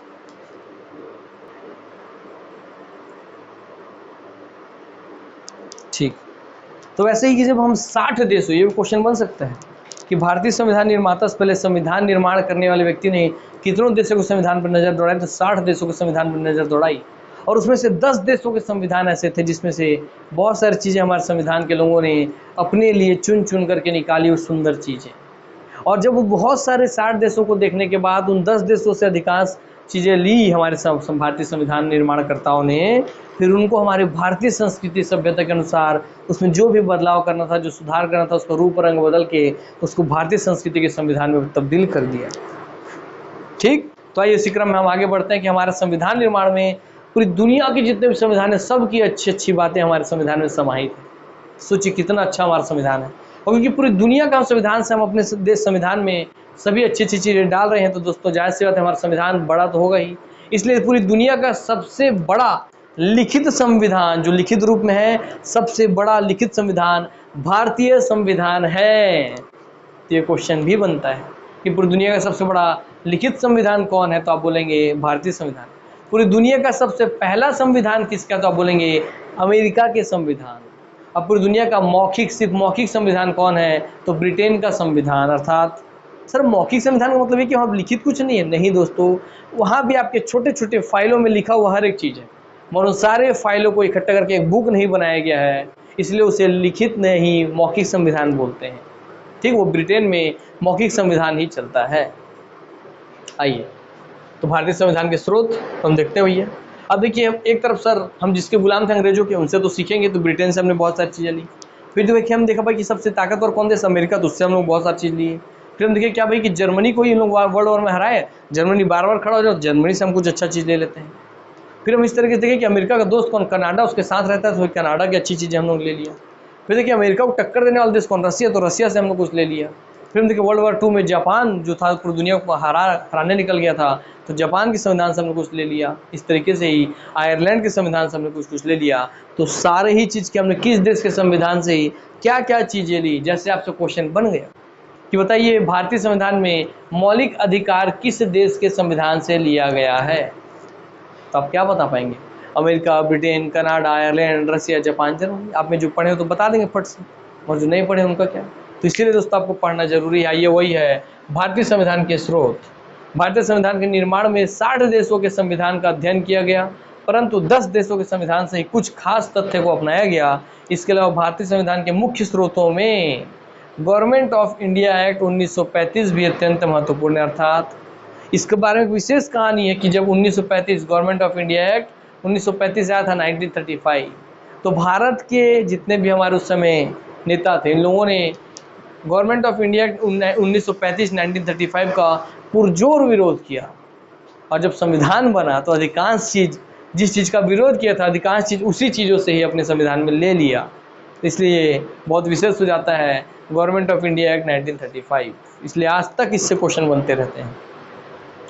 हमने कितने देश का अध्ययन किया? 60 देशों का लिया। कितने से? 10 देशों से। आइए, तो आपको दिख रहा है साथ साथ हम ब्रिटिश माने ब्रिटेन से पूछ लिए, यूएस मतलब यूएस के कॉन्स्टिट्यूशन से पूछ लिए, कनाडा के कॉन्स्टिट्यूशन से पूछ लिए, फ्रेंच के कॉन्स्टिट्यूशन से पूछ लिए, आयरलैंड के कॉन्स्टिट्यूशन से कुछ लिए। तो यहाँ इंग्लिश में जो लिखा हुआ है कि हमने ब्रिटेन से ही फंडामेंटल राइट्स बोले तो मौलिक अधिकार, तो हमने मौलिक अधिकार किस देश के लिए भैया? तो आप बोलेंगे यूएस के कॉन्स्टिट्यूशन से लिए, अमेरिका के कॉन्स्टिट्यूशन से लिए। जुडिशियल रिव्यू, न्यायिक पुनर्वलोकन किससे लिए? अमेरिका से लिए। इंडिपेंडेंस ऑफ द जुडिशरी, न्यायतंत्र की स्वतंत्रता या स्वतंत्र न्यायतंत्र, न्याय व्यवस्था, अमेरिका से लिया। वैसे ही ब्रिटेन से हमने क्या कर लिया? ब्रिटेन से हमने लिया first past the post system, parliamentary form of government, संसदीय शासन प्रणाली लिया। The idea of the rule law, कि हमारे यहाँ शासन किसका होगा? तो लॉ का, विधि का, कानून का शासन होगा, यह लिया। Institution of the speaker and her his role, कि किसी के स्पीकर का क्या रोल है, वो भी हमने लिया ब्रिटेन से। लॉ मेकिंग प्रोसीजर के नियम कानून कैसे बनेंगे, उसका प्रोसेस क्या होगा, प्रक्रिया क्या होगा, ये भी हमने लिया ब्रिटेन से। कनाडा से क्या लिया? कनाडा से हमने लिया federal system with a strong central government, अर्थात संघीय सिस्टम लिया, संघीय तंत्र लिया। The idea of residual powers लिया। आयरलैंड से क्या लिया? Directive principles of state policy, DPSP, राज्य के नीति निर्देशक तत्व आपने लिया किससे? आयरलैंड से। और फ्रेंच से क्या लिया? फ्रांस से principle of liberty, equality and fraternity, ये हमने लिया किससे? सर हमने लिया फ्रांस से। ठीक। अमेरिकी संविधान बातें फिर से हम, सर अमेरिकी संविधान से हमने क्या क्या लिया? तो हमने लिया सर मूल अधिकार, ये सब आपको रट लेना है ना अपना चार्ट बना के। मूल अधिकार लिया हमने किससे? अमेरिका से, क्योंकि अमेरिका ही भाई सबसे पहले अंग्रेजों से आज़ाद हो गया। सबसे पहले अंग्रेजों से आज़ाद हुआ और बहुत तेज़ी से अपने देश के ग्रोथ करवाया, तो उसने अपने लोगों को बहुत अच्छे अच्छे अधिकार दिए थे। इसलिए हमने मूल अधिकार या मौलिक अधिकार किससे लिए? फंडामेंटल राइट्स लिए अमेरिका से। सर्वोच्च न्यायालय हमने लिया अमेरिका से।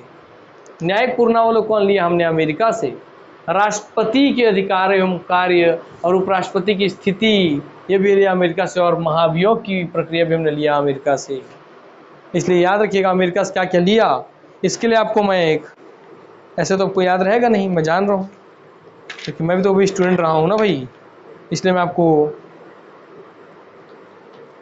अमेरिका से हमने क्या क्या लिया उसको हम लोग एक शॉर्ट ट्रिक में तब्दील करने की कोशिश करते हैं, जिससे आपको याद रह सके, है ना। तो अमेरिका से हमने क्या क्या लिया, इसको शॉर्ट ट्रिक बनाते हैं हम।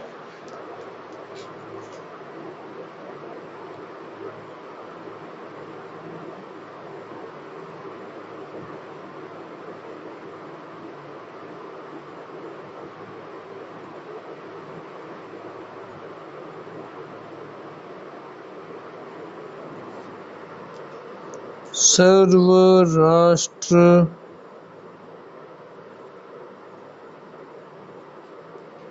याद रख लीजिए एक ट्रिक, अमेरिका के लिए, यूएसए के लिए, ताकि आपको याद रहे कि सर्व राष्ट्र उपराष्ट्र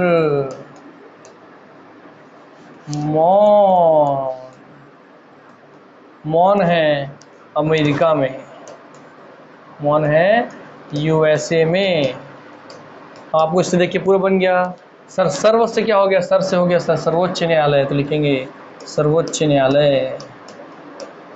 कि सर्व राष्ट्र उपराष्ट्र मौन है अमेरिका में, अर्थात पूरा देश और राष्ट्र और उपराष्ट्र मौन है अमेरिका में। आपको इस ट्रिक से पूरा याद हो गया। सर्व से हो गया सर्वोच्च न्यायालय, न्यायालय। राष्ट्र से हो गया राष्ट्रपति, बस इतना याद रखिए। राष्ट्रपति का यहाँ दिया है, उसको सिर्फ राष्ट्रपति याद रखिए ताकि आपको ध्यान रहे। Yes sir. उपराष्ट्र हो गया उपराष्ट्रपति। यस इतना तो ध्यान रखिए, उपराष्ट्रपति, उपराष्ट्रपति हो गया भाई। सर्व राष्ट्र से राष्ट्रपति, उपराष्ट्र, उपराष्ट्रपति।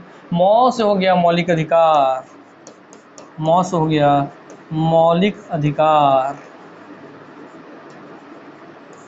और दोस्तों न से हो गया न्यायिक पुनर्विलोकन, तो न्यायिक पुनर्विलोकन।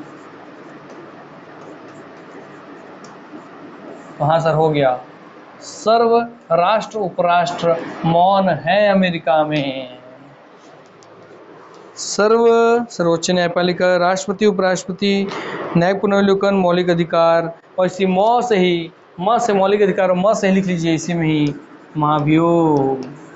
म से दो चीजें, महाभियोग लीजिए। तो हाँ सर, इसलिए मौ में दो मात्रा है ना। हाँ सर, एक मात्रा और दो मात्रा।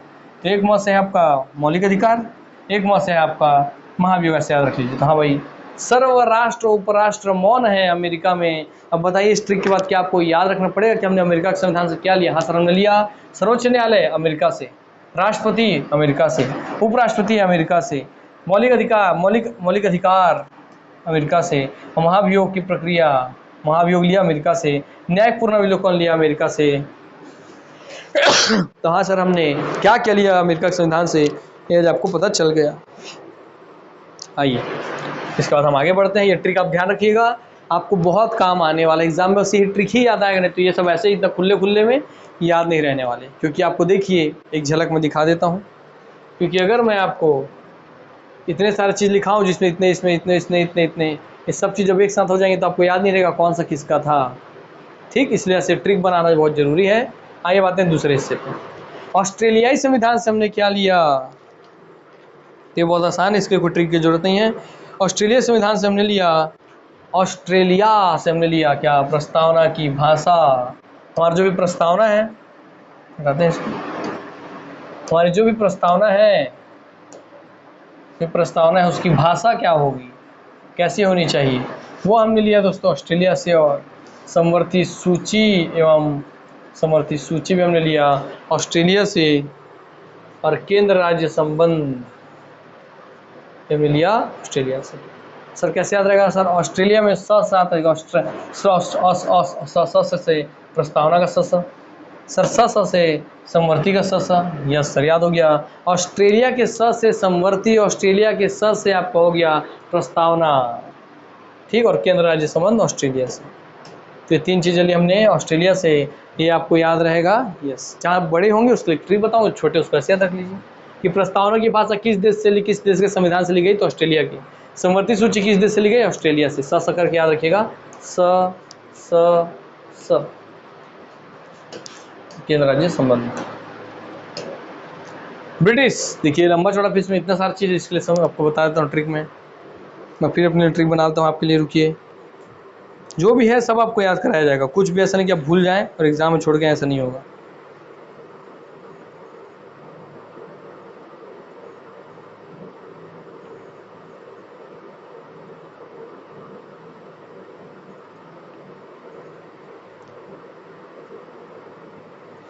आइए इसके लिए ट्रिक बना देता हूँ मैं आपके लिए। किया कि प्रधानमंत्री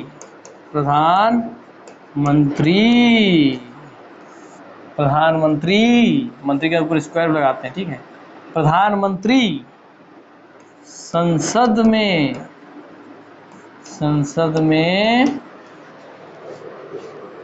प्रधानमंत्री संसद में विधि एक लाना एक लाना ब्रिटेन के लिए।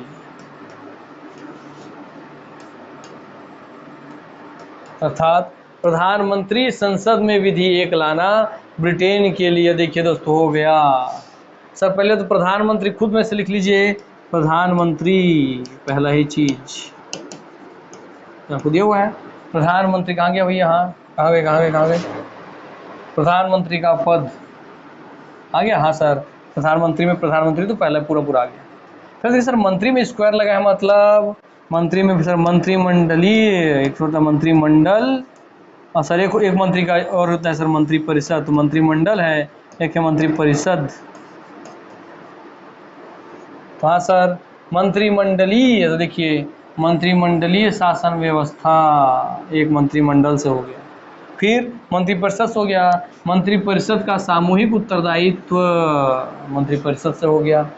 तो वही हो गया प्रधानमंत्री का प्रधानमंत्री, मंत्रिमंडलीय शासन व्यवस्था कि हमारे मंत्रिमंडल का शासन व्यवस्था चलेगा, मंत्रिपरिषद का सामूहिक उत्तरदायित्व होगा संसद के प्रति, राष्ट्रपति के प्रति। यस। फिर सर आपका संसद में से सीधा संसदीय शासन प्रणाली हो गया। संसद से सीधा संसदीय शासन प्रणाली हो गया। संसदीय शासन प्रणाली हो गया से संसद से कि हमारे देश में संसदीय शासन प्रणाली चलेगी। ये हमने किससे लिया? सर ब्रिटेन से लिया। और दोस्तों संसद में विधि का शासन, तो संसद में विधि का शासन में से संसद में विधि एक ही लाना, तो विधि से हो गया कि विधि का शासन तो विधि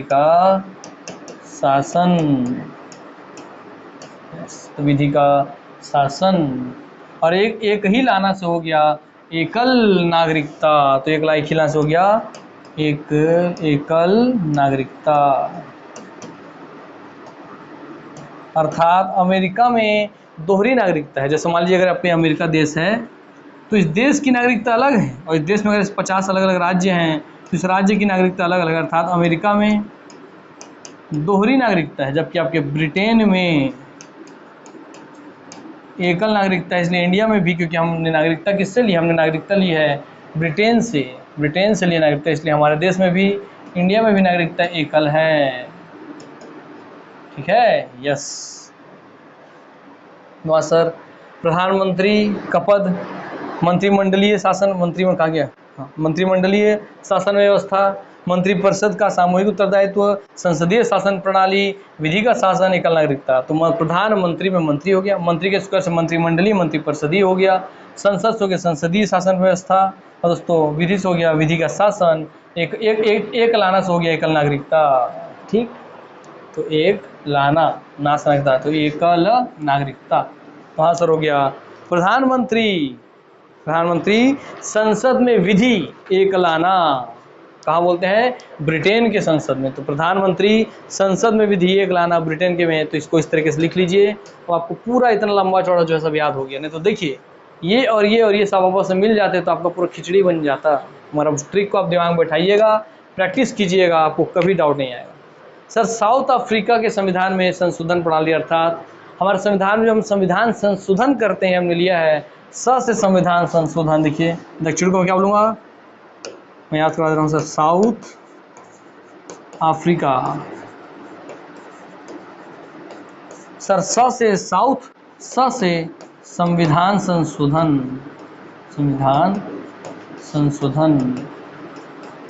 हाँ सर हो गया कि साउथ अफ्रीका से साउथ में से संविधान संशोधन। हाँ सर साउथ अफ्रीका से साउथ संविधान। ठीक, साउथ संविधान संशोधन। तो साउथ अफ्रीका से हमने क्या लिया है? हमने जो संविधान संशोधन की प्रक्रिया ली है वह साउथ अफ्रीका के संविधान से ली है। बात खत्म। Yes sir. जर्मनी क्या, वाइमर, वहाँ के संविधान को वाइमर कहा जाता है। जर्मनी से हमने क्या लिया? तो हम जर्मनी से लिया है क्या भाई? जर्मनी बार बार आपका वो फर्स्ट वर्ल्ड वॉर हारा, सेकेंड वर्ल्ड वॉर हारा, तो वहाँ आपातकाल लग गया। तो सर आपातकाल जिस देश में लगा है उसी से तो हम सीखेंगे ना कि आपातकाल में कैसे काम करना है। इसीलिए सर हमने जर्मनी से लिया क्या? आपातकालीन या संकटकालीन अधिकार। राष्ट्रपति के संकटकालीन अधिकार दिया हुआ है आपको, जर्मनी से लिख लीजिए। जर्मनी से आपने लिया है आपातकाल। क्या लिया है? जर्मनी से आपने लिया है आपातकाल, ठीक, जो कि आपके आ जाता है आपातकाल, आपातकालीन, आपातकालीन, आपातकालीन स्थिति में राष्ट्रपति के संकटकालीन अधिकार या आपातकालीन अधिकार, ठीक, क्योंकि भाई सबसे ज़्यादा जर्मनी में हिटलर था तो वहीं आपातकाल आ रहा था, यस सर, इसलिए वहीं से ले लिया गया, ऐसे कहानी से आप याद रखिए। आइए आगे बढ़ते हैं। कनाडा से हमने लिया दोस्तों संघीय शासन, राज्यपाल का पद, अवशिष्ट शक्तियाँ। फिर अगर इसमें याद नहीं रहेगा, फिर आपको बताता हूँ मैं, तीन चीज़ें हैं तो यहाँ से एक ही चीज़ें आपको याद रह जाएगा, यहाँ एक चीज़ें याद रह जाएगा, ऑस्ट्रेलिया वाला में भी आपको याद रह जाएगा। मगर कनाडा से क्या क्या,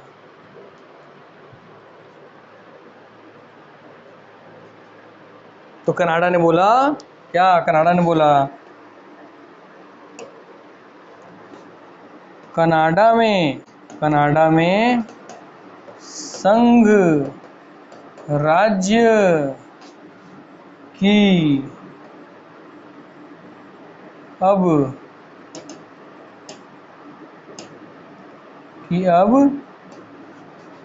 एक है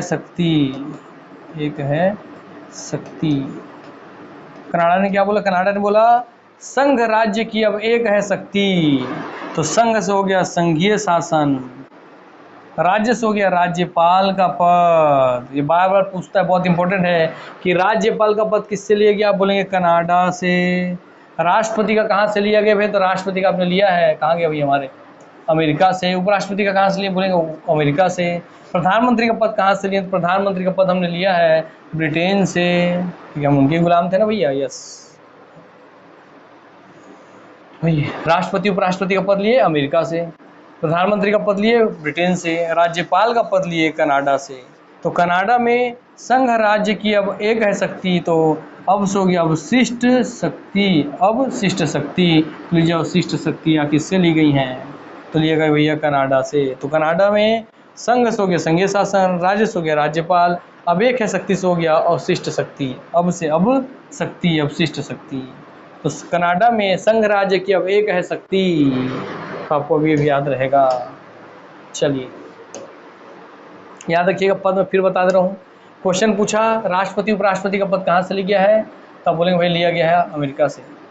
प्रधानमंत्री का पद बोलेंगे ब्रिटेन से, राज्यपाल का पद बोलिए कनाडा से, संविधान संशोधन आपका साउथ अफ्रीका से, आपातकालीन अधिकार जर्मनी से, क्योंकि भाई यही सबसे ज़्यादा आपातकाल लगा था हमारे हिटलर जी थे। तो आइए आगे बढ़ते हैं।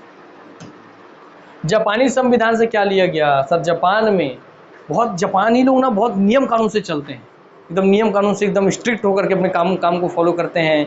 इसलिए जापान में क्या रहेगा सर, जापान में रहेगा विधि का द्वारा स्थापित प्रक्रिया, कि वहाँ हर एक प्रक्रिया विधि द्वारा स्थापित रहेगी, विधि द्वारा स्थापित प्रक्रिया तथा शब्दावली। तो जापानी लोग क्योंकि विधि द्वारा हर प्रक्रिया को पूरा करते हैं, जो भी प्रक्रिया रहेगी प्रोसेस रहेगी उसको विधि द्वारा स्थापित करते हैं, नियम कानून से स्थापित करते हैं, इसलिए उन लोग इतने अनुशासित होते हैं। तो ये बस याद रखना है कि जापान का व्यक्ति बहुत अनुशासित होता है, क्योंकि विधि के अनुसार पूरा काम को इतना स्थापना करता है, इसलिए विधि द्वारा स्थापित प्रक्रिया जापानी संविधान। बात खत्म, आगे बढ़ते हैं। रूस से क्या लिया हमने सर, रूस से लिया हमने मौलिक कर्तव्य, क्योंकि रूस में था समाजवाद, तो अपने मौलिक कर्तव्य जानता था कि मुझे क्या क्या करना है। वहाँ के नागरिक अब जानते थे कि हमारा मौलिक कर्तव्य क्या है हमारे देश के प्रति, तो इसलिए रूस से लिया गया मौलिक कर्तव्य। क्या, रूस से मौलिक कर्तव्य, सब याद ही करना पड़ेगा दोस्तों, एग्जाम पूछता है मौलिक कर्तव्य किससे लिया गया, रूस से। तो सिंगल क्लिक का ट्रिक बताऊंगा, याद कीजिए, रूस का कर्तव्य, ऐसे याद रखिए, रूस का कर्तव्य, रूस का कर्तव्य, हो गया याद। चलिए, फ्रांस से लिया गया गणतंत्र। क्या, गणतंत्र अर्थात हमारे देश का जो सबसे प्रमुख पद है जैसे राष्ट्रपति, वह दोस्तों लोगों द्वारा चुना जाएगा, कोई राजतंत्र का द्वारा नियुक्त वंशावली नहीं चलेगी, लोगों द्वारा चुना जाएगा, अर्थात वो राजतंत्र व्यवस्था नहीं होगी, वंशानुगत व्यवस्था नहीं होगी। तो गणतंत्र लिया गया फ्रांस से।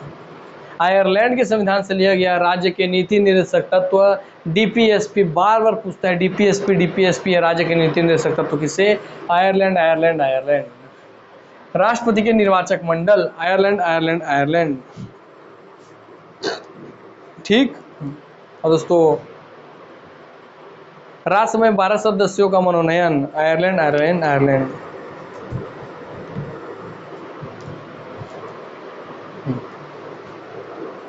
तो इसको भी हम ट्रिक बना लेते हैं, है ना। आइए, आयरलैंड में ज़्यादा चीज़ है तो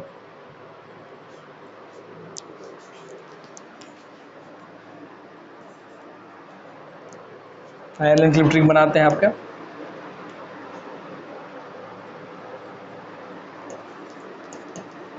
आयरलैंड में डीपीएसपी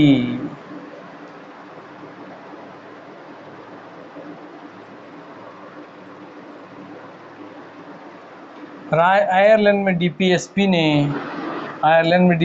ने राष्ट्रपति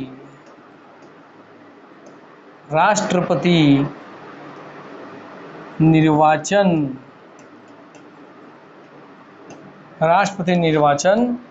राज्यसभा, इतना लंबा बनाएंगे तो भूल जाएंगे आप लोग। चलिए शॉर्ट में बनाते हैं। आयरलैंड के लिए बना लीजिए आप ये नी से नीति निदेशक तत्व, म से मनोनयन और रा से राष्ट्रपति का निरीक्षक मंडल, तत्व मनोनयन और रा। तो शॉर्टकट दोस्तों नी म रा। नी से राज्य के नीति निदेशक तत्व, नीति निदेशक तत्व। म से मनोनयन की प्रक्रिया, देखिए नीति निदेशक तत्व का नी, मनोनयन का म, और राष्ट्रपति का निर्वाचक मंडल, तो राष्ट्रपति का मंडल तो निमरा, निमरा याद रखेंगे। आयरलैंड बस याद रखना है सर, आयरलैंड का निमरा, आयरलैंड का निमरा, ठीक है। निमराम कर देते हैं, मंडल याद रखा, हाँ राष्ट्रपति का मंडल, ठीक। आयरलैंड का निमराम, निमराम, आयरलैंड का निमराम। तो नी से नीति निदेशक तत्व, म से मनोनयन की प्रक्रिया, रा से राष्ट्रपति का निर्वाचक मंडल। यस सर, आपको अब ये भी याद रहेगा। ट्रिक को ऊपर लिखिए और उसको बार बार पढ़िए, तभी आपको याद रहेगा। और गवर्नमेंट ऑफ इंडिया एक्ट 1935, इस अधिनियम के लगभग 200 अनुच्छेद प्रत्यक्ष अथवा अप्रत्यक्ष रूप से भारतीय संविधान के विभिन्न अनुच्छेदों से मिलते जुलते हैं। तो पूछ ले कि भारतीय संविधान में सर्वाधिक अनुच्छेद किससे प्रभावित है, कहाँ से लिए, तब बोलेंगे गवर्नमेंट ऑफ इंडिया एक्ट 1935 से। लगभग 200 अनुच्छेद प्रत्यक्ष बोलिए चाहे अप्रत्यक्ष बोलिए, उससे मिलते जुलते हैं, किससे, 1935 के इंडिया एक्ट से। क्लियर। आइए अब देख लेते हैं कुछ क्वेश्चन। भारतीय संविधान के निर्माण के लिए कितने देशों के संविधान का अध्ययन किया गया, तो भैया 60 देशों का। आंसर 60 सी। भारतीय संविधान में संविधान संशोधन की प्रक्रिया किस देश से ली गई, तो आप बोलेंगे किससे ली गई संविधान संशोधन, सर स से संविधान संशोधन, स से साउथ अफ्रीका, दक्षिण अफ्रीका। यस सर, बोला शब्द को पकड़ के चलिए।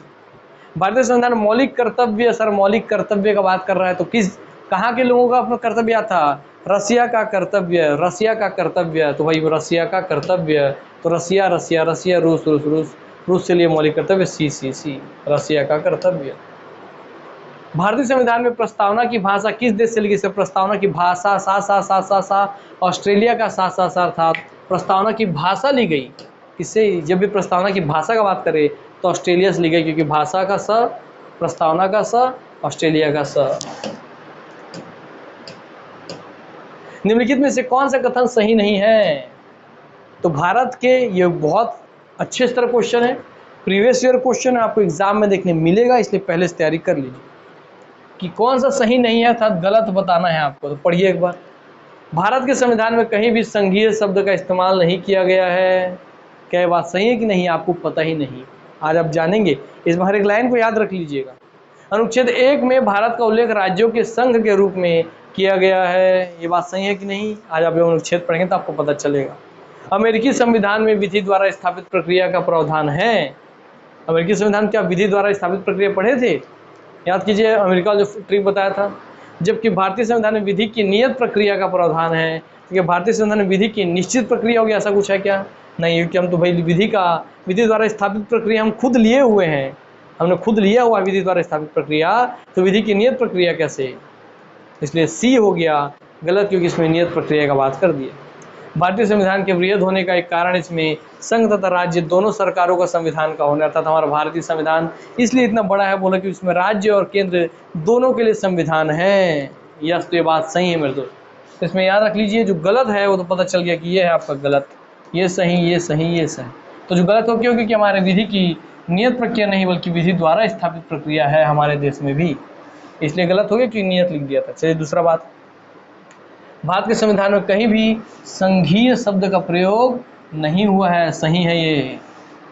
अनुच्छेद 1 में भारत को लेकर राज्यों के संघ अर्थात India is A union of state कहा जाता है। राज्यों का संघ अर्थात भारत क्या, तो भारत राज्यों का संघ अर्थात इसका मतलब भारत राज्यों के संघ से मिलकर बना है। तो यह अनुच्छेद 1 में बात कही गई है, लीजिए अनुच्छेद 1 भी आपको पता चल गया कि India is A union of state, Bharat आपका राज्यों का संघ है। यह सारी यही बात है। और भारतीय संविधान के बड़े होने के पीछे कारण यह है कि भारतीय संविधान में संघ तथा राज्य, केंद्र तथा राज्य दोनों सरकारों का संविधान है। तो बात सही है, हमारे यहाँ केंद्र और राज्य दोनों के लिए ही संविधान में नियम है, इसलिए डी भी सही है। चलिए, तो आपको याद हो गया। चलिए मेरे दोस्तों, आज का क्लास यहीं समाप्त होता है। उम्मीद करता हूँ कि बहुत कुछ आपको जानने, सीखने, समझने मिला होगा। उस चीज़ों को, ट्रिक को अपने माध्यम से ट्रिक बना के आप याद कर सकते हैं। जो मैं बताया उसको वो अच्छा लग रहा तो उससे पढ़िए, मगर पढ़िए ऐसे कि फिर आपसे कभी वो छूटे ना, गलत ना हो। तो यहीं पे अपनी वाणी को विराम देता हूँ, आप सबसे अलविदा लेता हूँ। मिलते हैं नेक्स्ट क्लास में, तब तक के लिए नमस्कार। जय हिंद, जय भारत, जय छत्तीसगढ़, वंदे मातरम। धन्यवाद।